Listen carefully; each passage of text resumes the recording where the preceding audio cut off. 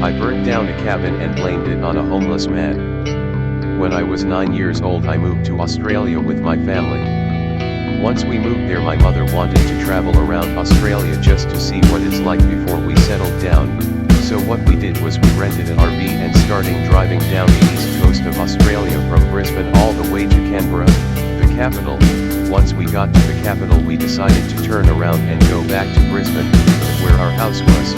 So that evening when we were in Canberra we rented a small cabin because the RV was broken or something. I forgot the reason we rented a cabin, but we all went into the cabin that night and had a normal evening, just chilling, playing games on the board games we brought, etc. And we eventually went to bed. The next morning I woke up really late compared to everyone else, so once I had woken up everyone was already packed and ready to start going back to Brisbane, so I rushed to get everything packed in like 15 minutes, and once I had put all my stuff in the RV I told my mom I needed to use the bathroom, so I went back into the cabin, and for some reason I had brought matches into the cabin with me, so once I was in the bathroom I lit a match and lit the toilet paper on fire, and since the cabin was all wood it was flammable. Once I had lit the toilet paper I ran outside and got into the RV, and we drove off.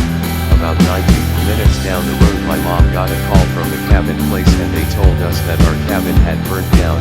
9-year-old me was panicking a lot, so we ended up going 90 minutes back to the cabin place so we could talk to the lady, and since I was the last out of the cabin everyone was looking at me.